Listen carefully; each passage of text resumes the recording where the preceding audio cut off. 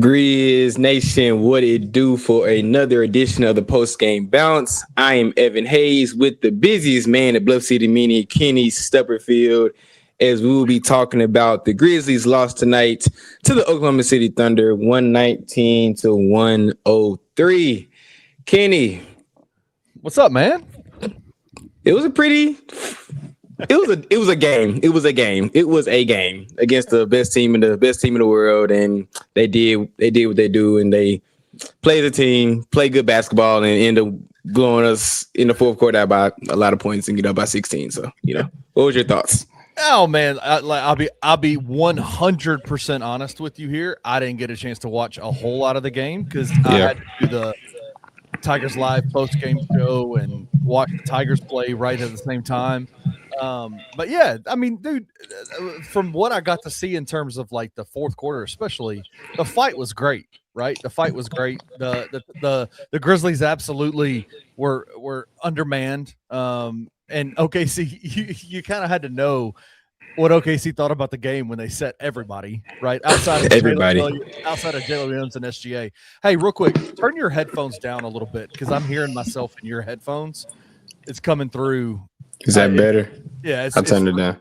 Yeah, it's freaking me out just a little bit because I can hear myself in your microphone. Okay. Is that better? I'll turn it down a little bit. 100% better. Yeah. All right, cool. But yeah. So, I mean, we can talk about some things with this game, but dude, OKC is really, really, really freaking good, dude. They are awesome. They are 25-3 on the season. Well, 26-3 for a reason. It just seemed like it was just a matter of time for them to really just pull the game away. SGA had another 30 ball. Again, a record for him, 100 straight games with 20-plus points or more. Timeout. That's unreal, dude. Unreal. He's second behind Wilt Chamberlain. If you're in any conversation with Wilt Chamberlain, you're doing something freaking right. I know we don't like the OKC and the Grizzly fandom and all that, but you have to give credit where it's due. That man is a generational scorer of the basketball, and he does it on an elite level and an efficient level as well. So when he's putting up 30, also had double-digit rebounds as well. He had his fingerprints all over the game, and without like another star to match him, it's kind of hard to kind of compete with a team like that. Yeah, I mean, I had this discussion with Anthony on the Anthony Sane Show, which you can watch at 1 p.m. Monday through Friday on the Bluff City Media YouTube channel. But I fell victim to it, man. Last year, I fell victim to it a little bit. Halfway through the year, SGA foul merchant, SGA this. They win unethically, whatever. Bro, they're just really freaking good at basketball. And SGA is really, really good at basketball. And he just does things. It's like he sees the game. He's playing the game at a much different level than anybody else that's out there with him. He just has his fingerprints on everything, right? Yeah, his final stat line, 31 points, 10 rebounds, 8 assists on an efficient 11 for 20 from the field, 3 for 4 from 3, and 6 for 6 from the free throw line. You say he's a free throw merchant, but he only shot 6 free throws tonight. Yeah. He even had 5 stocks, 4 steals, and 1 block. And it starts on the defensive end with that team. They all just swarming all over the place.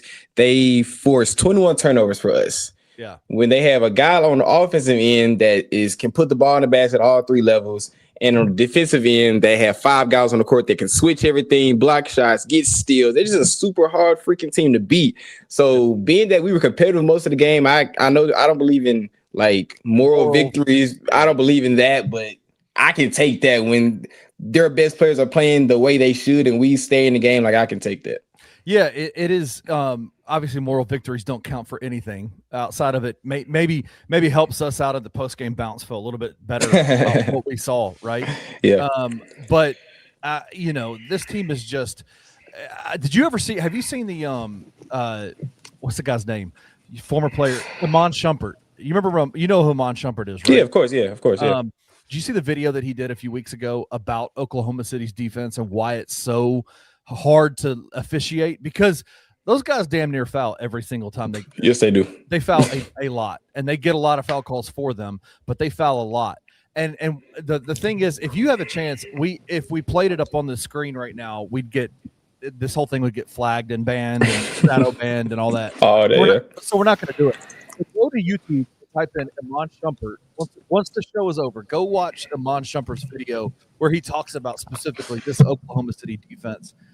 And it's so interesting because he talks about how the level of intensity that they play with from moment go to the end of the game, referees do not know how to, like, foul calls are when something abnormal happens, right? Like a slap on the wrist, a block, whatever it is something that outside of the normal confines of what defense looks like. Oklahoma City plays at that level every game, all game, every game. And it makes it so difficult to officiate it. But it's also super impressive because a team that's that talented, a team especially that is a defending world champion, usually comes back and it takes them half the season to kind of get back into the fold, get back into playing at the level they need to play it to be able to go repeat. Oklahoma City, something, and maybe you can help me because you're an athlete. I tried to be an athlete. You're an athlete, even though I was still crush you in on the basketball court. No, you would not. Never in your life. I'm just telling you. You would get that work if we were to play basketball. I'm just saying. Your knees are too bad. Your knees are too bad. My right knee is hurting right now. As you're sitting down. I'm sitting down. It's hurting right now for no reason. Yeah. But what is it like? How is it? Is it the organizational structure top down? Is it the coaching staff? Is it SGA and Jalen Williams? Is it Alex Caruso? What is it that causes Oklahoma City to be that bought in on the defensive end of the floor every game, all game, every game of the season? I feel like it's two things. Number one is their discipline. I feel like no matter if you're getting 30, 40 minutes a game like SJ or you're the 15 man on the bench, like everyone knows that they have to play defense on that side of the ball at an elite level. Like I don't want to say they don't care about the offensive side of the ball, but their discipline on being tuned in defensively all 48 minutes is unmatched. Like I know the big thing on Twitter, social media is who's better between the 2017 Warriors and the current day OKC Thunder. And I'm not trying to get too deep into that right now. But on those Warriors teams, yes, they would barrage you from three, but those teams were super locked in defensively. They didn't foul a lot.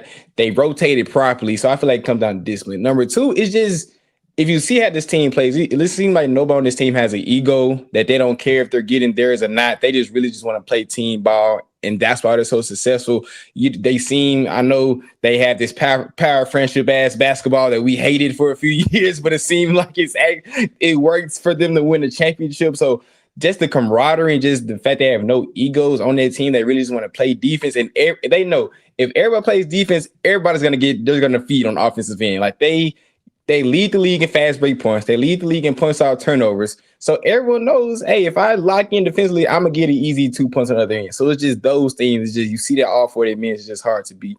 But you're a high level Division I athlete. Like how is it, like, what is it about that team that locks in so much? Like, it has to be, from my understanding, it's the culture, right? Like and that comes specifically from, I think, the accountability that Shai Gilgeous-Alexander and Jalen Williams and those guys, it's like they give as much, even though they might say it in the locker room, but even at the end of the game, the Thunder were up by 14 points in that game. Shai turned the ball over, I think, to Jalen Wells at the half court line and instantly locked in, tipped the pass, and got the ball back to Lou Dort. Like, it's those little things of, you're already up, bro. Like, this game's over. Like, you could have easily just let that ball go and not gone for it. But it's just crazy to me, and I love it. I love to see it. Like, that's why OKC doing OKC things. Like, this team is generationally one of the best teams I have ever seen play basketball ever. And it's just a phenomenal thing to watch. I love that we're around and able to talk about this team. They're just that good. Nothing that you said is incorrect, but the hater in me can't agree with you because I hate it. But you're right. You're 100% right. Like, the basketball fan in me, it says, like, we're watching a team operate like a well-oiled machine 82 games out the year, and they are on pace to have another historical season. They have an MVP that is one of the leading candidates MVP again. He's averaging 30 points a game, 6 assists, 4-something rebounds on 50, 40, 90 efficiency. Like they just top to bottom, they have little to no weaknesses. The only thing that was our saving grace tonight, the fact we shot the ball above average from three, and that we normally never shoot that well. I believe we were around 50% from three. Let me look. We were 44% from three. So yeah, 18 for 41. So that's a pretty great night for us. yeah. But most nights, most NBA teams aren't going to shoot 45% from three against this OKC Thunder team. Because I was texting Jared Davison about it. Like, they are so good at limiting paint touches in the paint. They do not allow any dribble drives to the paint. When you're forcing teams to settle for three, just so happen we made most of ours today, it's so hard to get to your stuff. Like, Jaren had an off game, not because he played bad, because they were denying him the ball. They were fronting him. They don't allow anything in the paint, and they just feed off of that, and it just berets from there. Yeah, I mean, with the Grizzlies were clearly undermanned tonight, and OKC took advantage of that. Like I said, the parts that I did get to kind of watch while it was on mute, I realized, I noticed we didn't have a guard out there that could entry pass to Jaren at all. No. Right? And so you look at the box score and you go, Jaren, how did you only have 8 shot attempts in this game? It's because of their defense. Their defense didn't allow him to get the ball in places where he could shoot the ball effectively. Hey, listen, I do want to say before we keep going on, the comment section is popping. We got quite a few people in here. Let us know what y'all are talking about, because there's a whole ass conversation going on over there. You guys are a massive part of this show, and so let us know what you're talking about. We'd love to join in. It sounds like Seeker 88 thinks that the Grizzlies suck. They're nothing without Ja. Which right. And the bad part is Ja's done in Memphis. Which side are you on, my guy? You say you're nothing, but he doesn't want to be here. Like, are you a fan or not? but it's all good. Like, but let us in on the conversation. Let us know what's going on. We'd love to. If you have any questions, any thoughts, anything, we'll be paying attention to the comment section and bringing it up. We'd love to have a good conversation with you guys. Yeah, I mean, it sounds like the Grizzlies team is just right now, they are severely undermanned. But the guys played. I felt like the guys who played tonight played really hard. Am I wrong on that? No, you're not wrong at all. They play as a team. Like, looking at the box score, nobody just had like an astronomical game. Like, individually, like KCP probably had the best out of body game. Like, that's not close to his average. He had 16 points on 5 or 6 shooting. But we just did as a collective. Every one of the starters scored in double figures. Cam had 14. Jalen Wells had 12. Tripp and Londale had 11 apiece. Also, shout out Londale for a double-double, 11 and 10. You don't see that very often. And Cedric Howard had 6. When you're out 8 guys, you need to play as a collective. No one's gonna have, especially against a team like OKC, have a astronomical game where they're going for 30, 40 points. It's hard as is when fully healthy to have a great game against OKC. So the fact that they kept in the game, they kept shooting the ball, they played pretty good defense, like all things considered on OKC. I can't knock that at all. They fought, they kept the ball moving, the ball didn't stagnate, and they ran the offense as good as they could have. But the only problem is they were playing the best defensive team in the league. So being that they were out 8 guys, still kept us in the game, still shot the ball well, still played pretty good defense. We saw even good minutes from Gigi Jackson. We haven't seen that in a while. He hit 2 decently timed threes. Omax had good minutes. So it is a collective, and they came up a little short, but there's no harm in that at all. Yeah, absolutely. This is one of those games where you just go, I think this game right here, people would be less frustrated by this game if the Grizzlies hadn't lost to Washington the game before, right? Like, that Washington Wizards game was a complete, just a meltdown in the second half. Just the Grizzlies absolutely should have won that game. 100%. And you come in, so you beat Washington, and you come into the OKC game, and you just kind of know what it is, right? Like, at its the one thing I would say about it is I feel like this roster, the Grizzlies roster, is such that when everybody's healthy, they will give OKC some trouble. Let's not forget, yes, they lost 4-0 to OKC after Ja went out in the playoffs last year. But let's not forget, man, Ja had them down by himself by 30 in the third quarter, or going into the second half of game 3, I think it was. They were smoking them at the beginning in the first half of the game they played in Memphis earlier this year. This is this Grizzlies team, when it's healthy and when it is fully functioning, is a team that can compete with a team like OKC. I feel like we match up very well with OKC. Just looking just paper to paper, like of course SJ, you kind of just go from there. But it's always that part when we eventually get healthy. And right now, I'm thinking maybe in the next month to 6 weeks, we maybe see this team, at least our key components, back at full strength. If we draw OKC in the first round, like I'm not, of course they're OKC, so they're obviously a great team. But because we match up so well and we have these pretty decent showings in our recent history, like I'm not afraid to go against them if we play our best basketball. Right. Yeah, absolutely. Yeah, I think that the Grizzlies, and I'm a firm believer in this, that this roster at its when it's 100% healthy, when it's ready to go, this roster, dude, is right there with really any roster. They can be in that top 4, 5 in the Western Conference.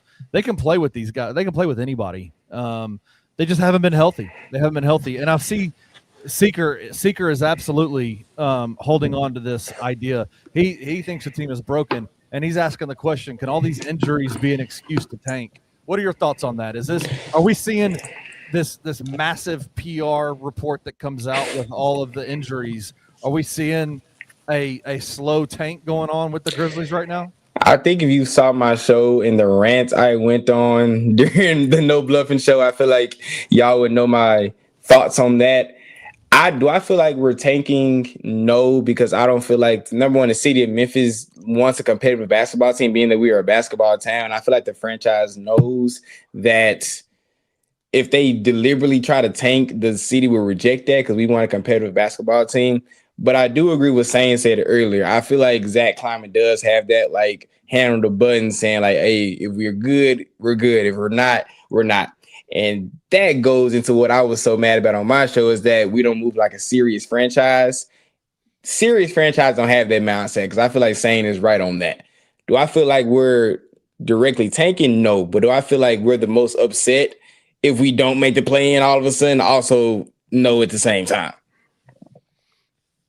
Yeah, I mean, I don't think you have the roster you put together and you keep bringing players back the way that they have been bringing them back. I mean, injuries are unfortunately a large portion of the conversation around the Grizzlies, and it has been that way. There was a tweet floating around in Grizz Twitter today. Somebody reposted a Grizzlies PR report from 2017, yes. It said basically, oh my gosh, we have no injuries to report. And I'm like, wait a second. Like, was it that bad back then too? Like, has this been going on for 8 years with the Memphis Grizzlies? Jared said it. I feel like he said his theory is after Mike Conley broke his face against the Warriors, we've been cursed ever since then. Because it seems like, and that's the same series TA messed up his hamstring against the Warriors. He said every season since 2015, we've had an injury-riddled season, and I think he's right. So, hey, man, it's just in the past decade, we just had terrible injury luck. And maybe the fittest form is actually cursed because it seems like everyone we bring in just got some nagging stuff. We just can't get over the hump. Absolutely. No, it is what it is, man. Like, it's tough to deal with, but obviously, BC's out for the next 3 weeks. At minimum, he'll be reevaluated. Ja will come. I think Ja's day-to-day. Ja will come back. Zach will be back hopefully soon. It's in here. There's so many comments. I lost it, but Nathan Payson said it a few minutes ago. Oh, there it is. January should have a flurry of returns. Like, that's what we're hoping for, right? Yeah. Get through. My thing is, in my head canon, I think when we come back from Europe, we should have our main components of our roster. Yeah, like around the MLK. That's how my mind is thinking that we should have most of our guys back by then. Hopefully. When are those Europe games? I don't even know the schedule. It's the week of the 16th. Let me pull it up real quick. Because I know everybody's mad that we don't have MLK Day here. Because we with the first game against the Magic. Yep, the 15th and the 18th are the Germany games. Okay. The 5th and the 15th and the 18th? Yes, sir. Of January. Okay. Yep. So in 3 weeks, I'm thinking when we come back from Germany, I feel like we should have Zach back, Ja back, Ty Jerome back, BC maybe, depends on, because they say reevaluate in 3 weeks. That doesn't mean he's going to be back to play in 3 weeks. So I'm confident we're going to have at least 3 guys back, and we'll just kind of try to fill in the gaps from there. Seeker said, thanks for the response. I got one last question for you. So this will be the last time you see Seeker up on the board. But he says, do you see this team ever getting fully healthy in the foreseeable future? My heart says yes, because I feel like we're due a fully healthy Grizzly team for at least a decent stretch of meaningful basketball. My head is saying no, because off the past 8 years, like we said, we have not had a fully healthy team. I just need our top 10 to 11 guys be healthy. That means that's Ja, Jaren, Wells, Coward, Edie. Then you have Jerome, Spencer, BC, Santi, Londale. If that 10 is healthy, and I feel like I'm forgetting somebody, but I know that's a 10 in my head. If that 10 is healthy, I feel like we're fine and we can hang with anyone. We just need that 10 to be healthy for a significant amount of time in Grizzlies basketball. Yeah, no, that would be ideal, right? Because we've seen it. We've seen what it looked like. I'm really interested to see what it's going to look like with Ty Jerome back in the fold. For sure. But mainly, more so than anything, is I just need to see. I want to see Zach and Ja back out there together, right? Yes. We've seen it. We've seen what it looks like, especially now that there's a coach in the fold that actually uses Zach in a way that accentuates what he does well, and not put him in a dunker spot or in the corner shooting threes, right? Like, now we know. So I'm really ready to see that. I'm really ready to see what that looks like. But yeah, man, it doesn't feel like there's really any kind of like devastation over this loss, right? Like, there's just we're not feeling any kind of way about that, right? No, I feel like when we looked at the schedule, we probably counted this up as a loss. Of course, like you said, and I said this on my show earlier, this loss would feel a little better if we were 500 going into this game, because we was looking at that Washington Wizards game as a game to get to 500, then we get down one game under 500 against OKC, and then going these next stretch of favorable games, hopefully get over the hump. Now we're back 3 games under 500, so now you have to do a little bit more work. But just look at this game individually, I can't be mad. Like, I'm literally looking at the highlight right now where Shea did a spin reverse pivot, threw the ball off the backboard and threw it to the corner for an open three on his Kobe Bryant stuff. Like, what can you do? He had a near triple-double tonight. He's the best. He's one of the best players in the world for a reason. Like, Said played a good game. They're highlighting him right now. The rookie Said actually have a good road game. I feel like that's something to talk about just a little bit, because he historically hasn't shot good on the road, so he's finding his rhythm. So at the end of the day, I can't be too mad. I just think it's funny that Chris, he said I'm greedy. He said he was at the top 7 healthy. I thought that was hilarious. We are greedy. We want 10, right? Yes, I'll take 10.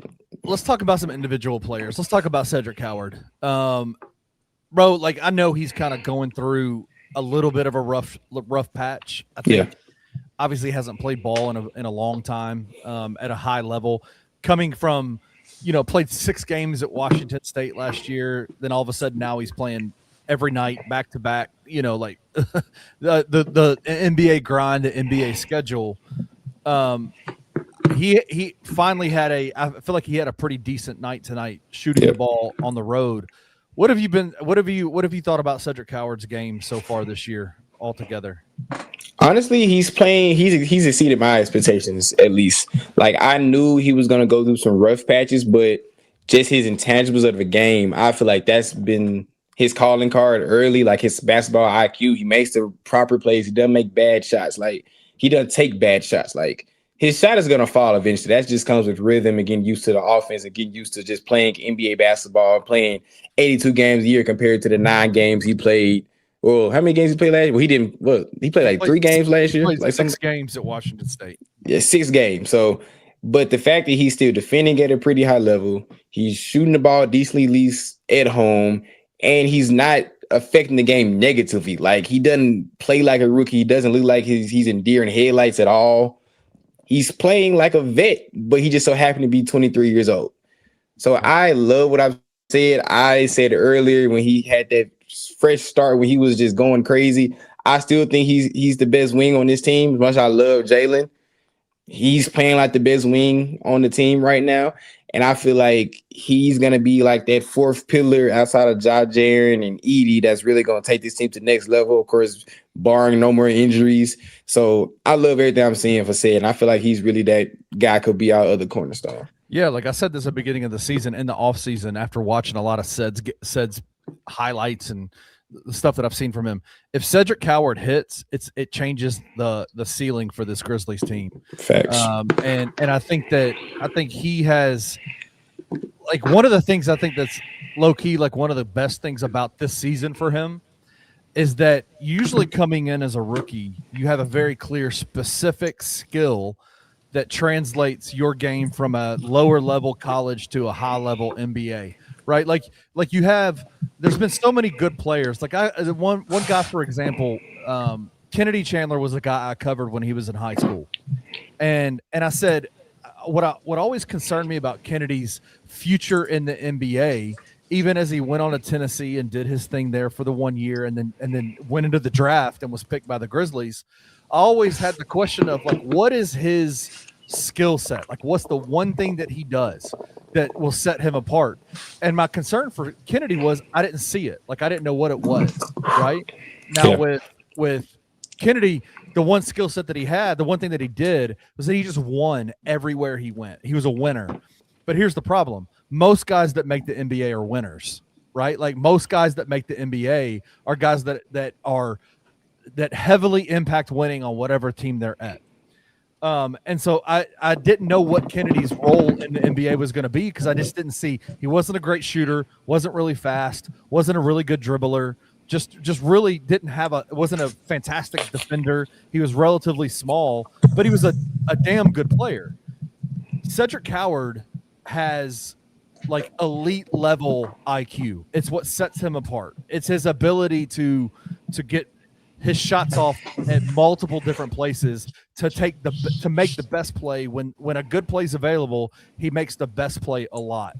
You've seen the struggle that he's had shooting the ball. You've seen the struggle that he's had as he's coming into the league. He struggled, like, he's had moments where he's shot really well and moments where he hasn't. But the one thing that I think is super impressive about him is that he is not limited. His IQ that sets him apart doesn't limit him when one part of his game isn't going well. He's not shooting the ball well. He's going to rebound. He's going to play really good defense. He's going to play make. He's going to get the ball to the wide open guys. He's going to make the right play at the right time. And for somebody that's that young and that brand new, I guess, to the NBA, that's super impressive to me. Yeah, I agree 100%. You don't find rookies that can affect the game outside of scoring at such a high level the way Ced does. Like you said, he defends very well. He rebounds great for his size. He's even shown some playmaking ability as well. Most times, the guys, especially guys that come from a smaller school, or especially in Ced's case, went from a D3 to a Division I, like, he's used to having the ball in his hands. But the fact that he can have the ball out of his hands and still be effective in multiple ways, I feel like that speaks volumes to how good he potentially can be. Because once he gets a little stronger, once he develops his shot a little more, make that more consistent, when his offensive game reaches his IQ, he's going to be a problem, like a huge freaking problem. Well, one of my good friends that's in the chat is a guy named Ben Glisson, and he's one of the best ball knowers I know. He can speak about basketball in a really good way. He says Ced's floor feels like a starter on a title contender. That's his floor, right? Like a starter on a title contender. Where did he say? His ceiling, it feels like Kawhi, bro. It feels like Kawhi to me, because he's got that, like, high level IQ where he's able to manipulate things so impactfully, and he gets a shot off, like, that mid-range. Like, one of the things that he reintroduced back to his game, because for a large portion of the season, he was taking, most of his shots were coming from threes, or they were coming at the rim, right? They were coming at the rim or at the three-point line. His three-point ball started to struggle, and so what did he do? He just said, all right, boom, one dribble in, mid-range jumper, off screens, off, like, a lot more ball movement, things like that. And his shot, just that little mid-range jumper, I know it's not fun, and I know nobody likes it in the NBA anymore. The analytics tell you it's not a super effective shot, but it is beautiful basketball to me. If you can get your mid-range jumper, it's why Carmelo Anthony is, like, one of my top 3 favorite basketball players of all time, because of the way he was able to maximize the mid-range post-up game. It's just beautiful to me. And it's also a thing that you didn't say that I think just talks about how good Said is overall. Number one, he does that in very limited dribbles. He doesn't over dribble to get to his spots. Number one, he can work very well in small spaces. And two, he's athletic enough to raise up over guys. Like, he's not the tallest guy. Like, he's 6'6". Like, he's the average height for an NBA player. But no matter if he's getting guarded by a 6'4" guy or a 6'8" guy, he's able to get to his spot, raise up, and get the shot over him. And he's hitting it at a decent clip right now. When he finally gets it consistent, that's going to be a part of his game that's just going to open up. And then guys are going to start playing him more closely. And that opens up his inside game. Already a pretty good finisher. He's great to get to the free throw line. He's shooting 83% from the free throw line already this year, which is pretty damn good for a rookie on only about 3 attempts a game. So he can get to the line more. But when he gets there, he knocks him down. So when all those little things, come apart in the puzzle, I feel like his game is just going to elevate from there. All right, we've been talking about Said for a while. I feel like we need to talk about somebody else, and that is, I was super interested with Ja Morant out to see, because we can all sit here and say Cam Spencer has really elevated his game this season. We've seen it. And I don't know where the numbers lie now, but a couple of days ago he was number 2 in the NBA in 3-point shooting. And he was shooting like 6 to 8 3-pointers a game, which is a high level of usage. Was shooting the ball extremely well. At one point last week, he had 2 games where he went 13 of 16 from the 3-point line. That is absurd. What I was interested to see with knowing that Cam has very clearly taken over that backup point guard role behind Ja Morant. With Ja out, Cam is now going to be inserted into that starting lineup. And I wanted to see like how he would respond to now being a part of the game plan, right? Like, the guys, everybody in the NBA is really good. And guys can really go on heaters because they're not a part of the game plan, because coaches don't spend any time like scheming them. They're not on the whiteboard in the locker room before, hey, check out Cam Spencer. This is what you need to do. Drive him off the free throw line or the 3-point line. Do this, make him dribble, that kind of stuff. He has been game planned, and it was very clear OKC game plan for him tonight. And I wanted to see how he would respond. And his box score is great. 35 minutes of play tonight, 14 points, 4 of 11 from the field, 3 of 6 from the 3-point line, 3 of 3 from the free throw line, 5 rebounds, 8 assists, only 4 turnovers, and 1 steal. We're talking about in 35 minutes, a 2-to-1 assist to turnover ratio is ideal. Like, it's what you want, right? Like, that's high level NBA stuff. Man, what are your thoughts on Cam, like from tonight and what you've seen so far this season? Another stat that you didn't put out with Cam, his plus minus was only a -3 tonight. And we lost by 16. So obviously he affects winning. I just love those little stats that say who correlates to winning. But you can't speak enough of how good Cam has been this season. Right now, he's not doing 50-40-90. He's shooting 50-50-90. That's what he's shooting, right? He's shooting 50.5% from the field, exactly 50% from 3, and 91.7% from the free throw line. That boy has a sniper with a scope on it, with a clip on it. That's what he got right now. And it's just the fact that he's maximized the opportunity with all these injuries out, because Cam was not in my top 8 or top 9 guys when I looked like at the rotation earlier in the season.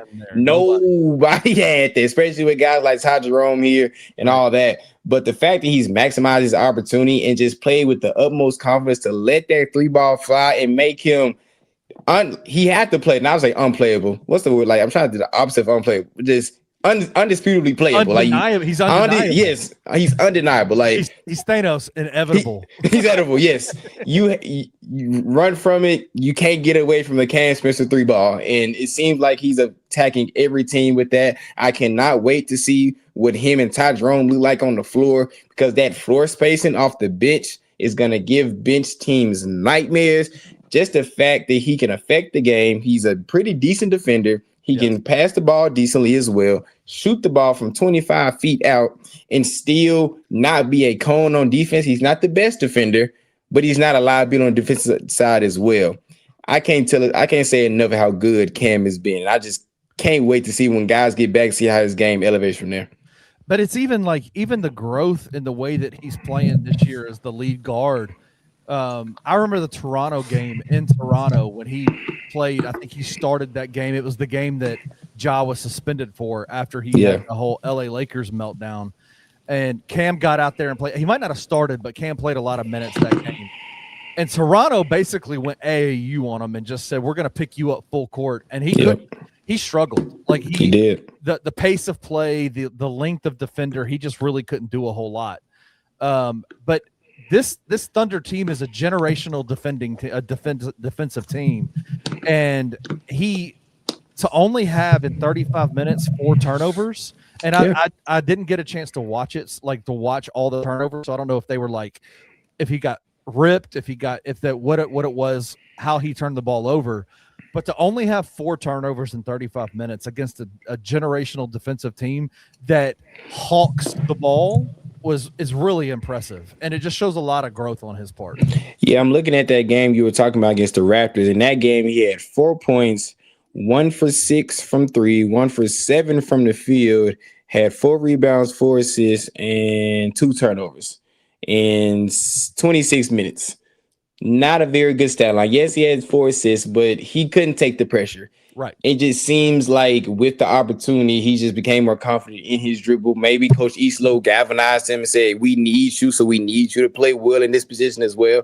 Yep. I feel like that could be a role in as well. But just the fact that he's grown with ball handling, the fact that we can trust. Now we have Vince Williams and Cam Spencer, who both stepped up positions. We didn't think that they were going to be early in the season. Now we have what's the phrase, plethora of riches to use in different type of lineups that guys can play at different positions. And I know we keep saying when guys get back, hopefully when this roster gets fully healthy, Coach Tomas Eastlow has a lot of tools to play with and how to play guys in different lineups. Because we may even see some things where Ja can play off ball, be a slasher, if Cam or Vince can hold the PG position for a spurt, things like that. It just makes a team like Memphis so hard to guard when you have people that can play different positions and do different things. All right, so I got a question for you. We've talked about this a lot on other shows, like on Anthony's show and things like that. I haven't heard from you about this. I want to specifically between me and you talking. Ben also said Ty, Cam, Santi off the bench is offensive production. When Ty Jerome comes back, how do you see the rotations being manipulated to not lose Cam Spencer and his effectiveness? The dude's 50, 90, bro. What are we talking about here? To then adding and doing what Ty Jerome can do really well. How does that work for the Grizzlies? I feel like you just run that as your not starting, but your backup backcourt. You have to let those two run wild because they can both handle the ball. Of course, I like the ball in Ty Jerome's hands a little bit better than Cam. Just on the positions notice, they both can switch here and there. Santi in as well. But just in that lineup, you need to throw some defense in there. You have to have a defender. Because Ty Jerome isn't a great defender. Cam isn't a great defender. We know what Santi can do sometimes. So I like that lineup. And I like them playing together. You just need to have a defender like Vince. Or maybe if you want to have, of course, Edie start, but maybe Edie play some extra minutes into the second unit to kind of mend that, time with those offensive players in, or have a Jaren in. I like them playing together, but you just got to have some stone cold defenders with you. You can even throw an Omax in there because you got enough offense. You just need some defenders in there as well to kind of offset that, so to keep the floor balanced. But I love that threesome of production on the offensive side. You just have to have some defenders to go along with them to just kind of make that work. Man, I do get concerned about what a Ty Jerome, Cam Spencer defensive lineup would look like, but I agree with you. Offensively, it makes all the sense in the world, right? You've got guys. What is Ty Jerome? What is he elite at? That mid-range floater game, he's elite at that. His ability to get to get paint touches, I can vision it in my brain. Ty Jerome, lead guard in that second rotation, getting a pick from Jacques Landale, getting to the lane, getting paint touches, and then the defense having to converge on him in the paint, and then Cam Spencer KCP's over here, Vince Williams over here, whoever it may be. There's just shooting all over the place around him. I see it being extremely, extremely effective. My only concern is defensively, what do they do, right? Yeah, that's the only thing defensively. Like you said, I didn't think about KCP. KCP could be that guy, but he has lost a step. Like he's still a pretty good defender, but he's not like 28 years old. We can slide his feet laterally and just be the defensive stopper in the lineup. So I guess it goes depends on who you playing, but you just have to use that at the right time. You can't put that against a team like OKC that have guys that can dribble drive, 5 guys that can tap the basket effectively. You can't run that against that type of lineup. But a team like maybe Minnesota that don't have a lot of like ball handlers on the floor, you can kind of match it up offense to offense, defense to defense. And you just have to, that's the job for Coach Tomas Islo to try to run that properly so you don't give up too much on the defensive side. Because that is a small backcourt as well. Because Cam is like 6'2", 6'3", and Ty is around 6'3", 6'4". So not only is that not a great defensive backcourt, it's also a small backcourt as well. So you don't want bigger guards to take advantage of them either. Dude, I'm tripping. Ben said it perfectly. I forgot. With Vince and BC, they'd be great in the second rotation. The only question is, and I agree with Ben, I don't know if we can count on BC. Like, can we count on BC? I don't know. Yeah. I don't know the answer to that question. Like that's Londale for right now because I hate it for BC. I was talking about that today. The fact that he tore his Achilles, came back, tore his knee up, came back, and then we had him for 5 quarters and then had a calf strain. It's just, you got to feel for him because he looked pretty good in those 5 quarters. Bro, he looked awesome in those 5 quarters. That first game back, I was like, okay, hold on. Is this the old BC back? Like his old BC back? Is he actually out here doing – he looked as springy as we've seen him look, even more so than what he looked like last year. Nathan Payson is in the comment section, and he knows ball. He's in the Tigers Live post-game show. He knows ball. He said this, and I completely agree with this. I was really concerned at the beginning of the year. Jaren's screens were really bad at the beginning of the year. His screening has gotten better and it just takes reps, right? Like it just takes reps. But I agree, Jaren's screens are getting way better out there for when he's out there playing, getting guys open, especially with Cam, because Cam is really, really smart. He knows how to manipulate screens really, really well. But I agree. Jaren's screens are getting way better, and it makes me happy. I just wanted to throw that out there because I like that comment because I noticed it too today. I was like, oh my God, okay, he actually set a really decent screen there. Yeah, and he just learned to stop moving. Like he had so many offensive fouls off of illegal screens. Just he learned how to stop moving, use the 6'11" strong Black Panther base he has, and just sit there and be still, and guys can roll off of you properly. So yes, I give him credit. In year 8, he finally learned how to set a screen, but I'll take it better late than never. Well, like I said at the beginning of the season, I still blame Jaren Jackson Sr. for not teaching his big ass son how to set screens. I'm like, what are you doing? Like, how is he 7 foot? You say 6'11". That man is 7'1". Like, how is a 7'1" dude not know how to set screens? But it's so interesting because like then you see Zach come out there, and it's like there's a dance. It's like a dance in screen and pick and rolls. Like I used to play basketball. So Ben Glisson, who's in the comment section, me and him used to play ball together all the time. There's a dance to it, right? Like a guard and a big. There's like the way you move and the way you set screens and the little pace and rhythm in which you do it. It takes time and reps, and Jaren is getting those time and reps, and it looks so much better. Yeah, it does. 100%. I feel like that comes with reps. I feel like that's him. I know he had that big epiphany like a few weeks ago that he told Isla, I finally know where the F I'm going. So maybe just he finally understands where he should be on the floor. But I agree with you. It's Jaren Jackson Sr.'s fault because he had it with Chris Brickley in the offseason trying to work on being a guard when you should be learning how to be a freaking big man. Like God blessed him with a 7-foot frame and he's built like a freaking bodybuilder. Use that freaking muscle you have. Like you said about Edie. Edie plays big, and that's something I just accepted with Jaren. He just never gonna just play like a 7-footer, and that's just something we have to be okay with as Grizzlies fans. We got to be okay with it. Ben came back and said, "I'm not a hater, but Jaren's screens are the same. His whistle is just better." That could be true. That could I'm be okay true. with. I'm It's okay not, with that. It's not inaccurate to say They that. they look better to me. He's not leaning and pushing when He's he's more screens. patient. Yeah, he's more patient. Setting and going. But Wayno comes in and says, year 8 though. How long do we excuse the disappearing act for? We traded Bane for less. Everyone knows how I have been critical of Jaren this year. How I've always said he doesn't play like a second star. So I agree with you, Wayno.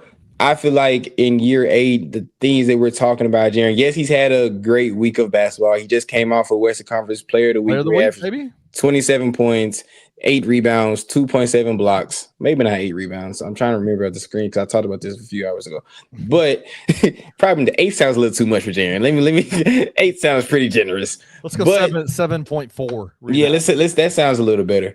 But yeah, one of my biggest critiques as Jaren that he has all the skills to be probably one of the best co-stars in the league, but he doesn't play at that consistent level. And you will want to see that in year 8.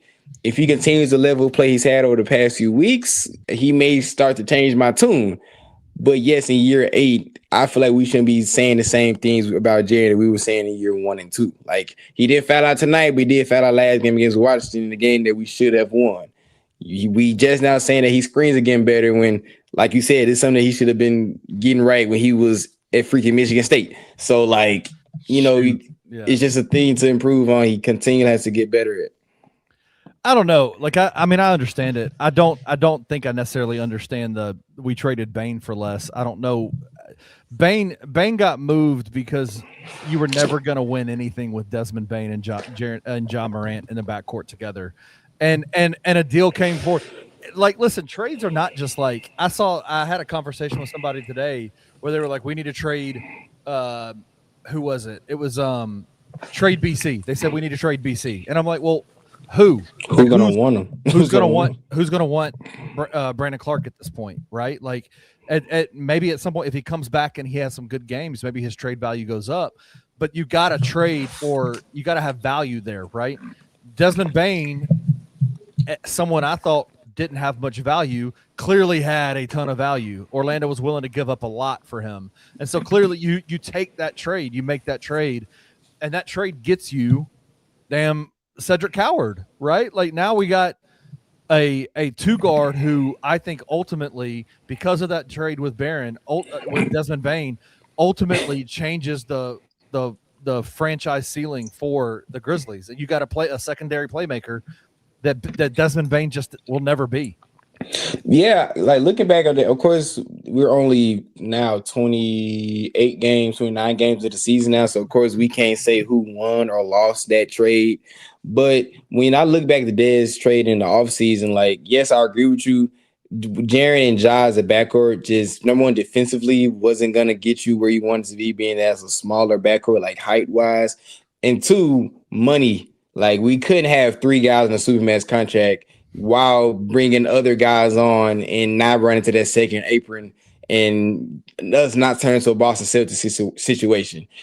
And like you said, we got a guy that could hopefully has a higher ceiling, which I think he does, than Desmond Bane and Cedric Coward, who is our backcourt mate for Ja Morant for the future, who can guard positions 2 and 3 and some 4s because he's stronger, taller, and has better defensive tangibles than Desmond Bane. Yes, Desmond Bane is playing his ass off right now because he's averaging like 30 in his past like 2-3 games, but it's all about the long game in this. I'm okay with the trade just 29 games in because of what I feel like Cedric Coward can be, but I feel like this like but this narrative that we have in Grizz family that we should have kept Dez, yada yada yada. Like, I feel like it was the right move for the long term. You wouldn't have Cedric. You wouldn't have said, and we would probably still be dealing with Dez dribbling the ball off his dang foot and taking 40-foot threes with 18 seconds left on the shot clock. It's good and bad with everybody, but I still love Dez though. Absolutely. Well, look, the Grizzlies are still on the road tomorrow. They play in Utah. Utah's a tough team, man. Obviously, the Grizzlies came off a loss to Utah, and the last time they played, they lost 130 to 126. What are your thoughts? I know they're going to be super depleted still, but turn around back to back, 2 games in 2 nights. What do you think about tomorrow night's game against Utah? We need our get back, Kenny. We just lost to this team. We cannot lose these teams for the second time in a week's time because we just lost to them. What game was that? On December 12th. So we lost to them 10 days ago, and tomorrow will be 11 games ago. We cannot lose to the team that's going to be in the lottery again. And it comes down to stopping Keontae George. Keontae George had a field day against us, had a 30 ball against us last time. Yep. If he is their only source of offense besides 40-year-old Kevin Love, I know he's not 40, but he was playing like he was 20-something against us. He was. If we can contain Keontae George, so I'm calling on Jalen Wells. If Vince Williams miraculously gets back from his phantom injury, if Ja Morant wants to show his face, someone has to step up and stop him. I did not think Keontae George would be the number one on my scouting report, but if we stop him, I feel like we'll be fine. I know Walker Kessler is still out. Jaren should have a field day down there in the paint. They have no other bigs that can physically handle him. No, they beat us up in the paint. They had Yusuf Nurkic, remember? I forgot they do have Nurkic. Yeah, they have that big brawling. They got as Drew Gann at the $2 Sports Show called them. They have the White Oaks, man. They got they got Kevin Love, they got Yusuf Nurkic, they got Lauri Markkanen, and they got that Is Lauri playing this game? Because I know he was hurt last game. He played against the Grizzlies last time. He played? Oh, yeah. Where am I been? Yeah, absolutely. But no, man, they beat us up in the paint. If you look at the box score, they totally dominated the rebounding situation. I think. Yeah, I'm looking at it right now. 58-49 that game. You got to rebound.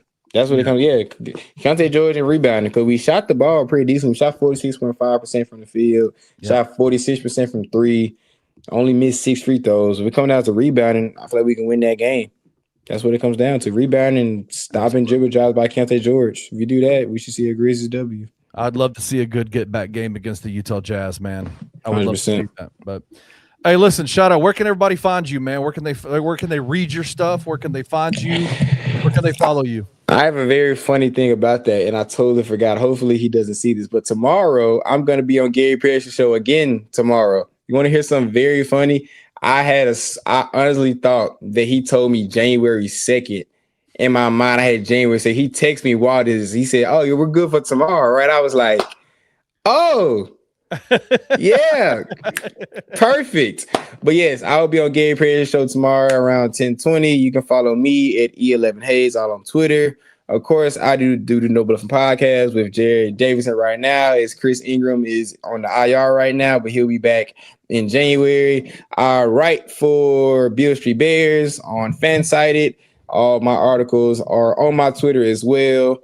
And yeah, I'm just trying to do a little bit of everything. One more semester to graduation. So once I graduate, I can really do this.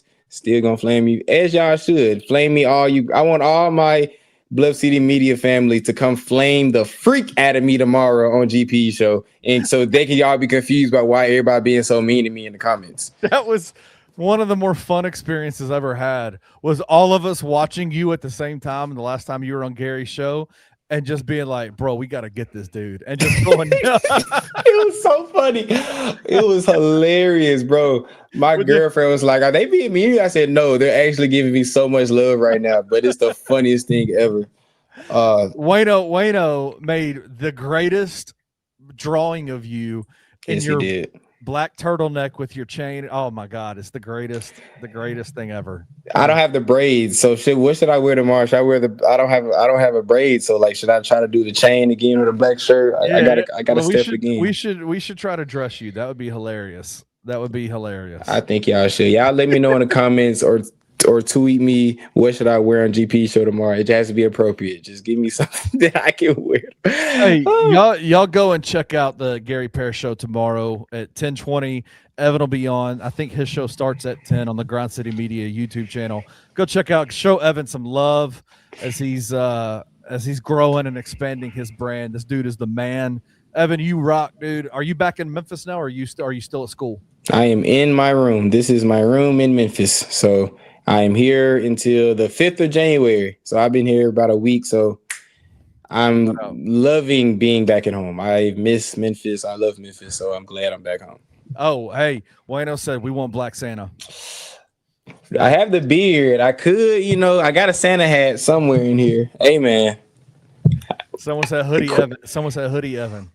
King Meek said hoodie Evan. I made hoodie Evan with just the ski with the ski on and just a hoodie. All right, wear a hoodie with a shiesty on tomorrow. Oh, they may escort me out the FedEx phone. They may kick me out. They may kick in like, who is this hoodlum trying to get on our property? Oh, they may ban me from life. Oh, that'd be hilarious. That'd be so funny, man. That'd be hilarious. I'm doing it for Blood City Media. They told me to wear a hoodie and shikes. Like, you feel me? We taking over, baby. We taking over.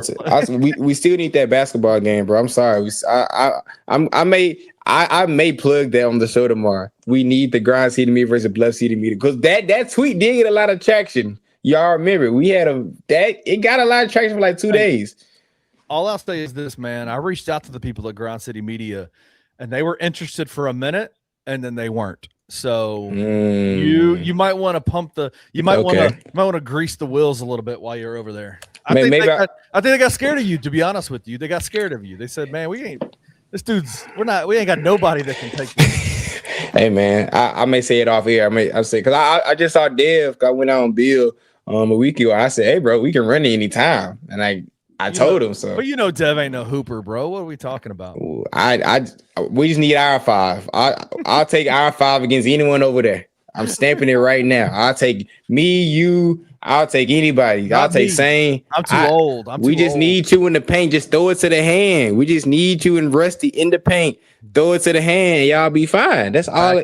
Back in the day, it could have worked, but man, I hadn't picked up a ball since the last time Ben Glisson lived in Memphis, and that was like 7 years ago. So who they gonna put on you? CJ Hurt? I'll take you over CJ.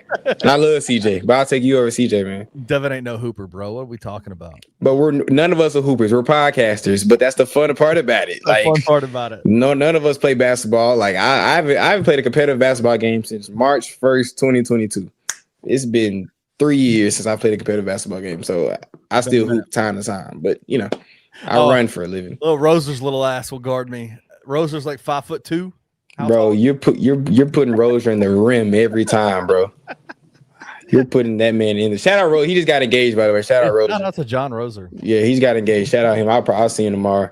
But yeah, you will put him in the rim. I'm confident in you, Kenny. I believe in you, man. All right. Well, listen. Grizzlies lost tonight. What was the score again? 119 to 103. 119 to 103. They got Utah in Utah tomorrow night. It's going to be a fun game. Hopefully they can get back tomorrow night. But shout out to you, Evan. I appreciate you jumping on, and we'll see you back here tomorrow. I don't know who's going to be on the post game bounce tomorrow, but it ain't going to be me. I can promise you that. Maybe me. I don't know. It depends on how my day is after I leave downtown because I live on the other side of town. So I'll see. All right. Hey, listen, everybody, shout out to y'all. Thank y'all for being here. And we will absolutely see y'all tomorrow night after the Utah versus Memphis game. Y'all have a good night. We'll see you later.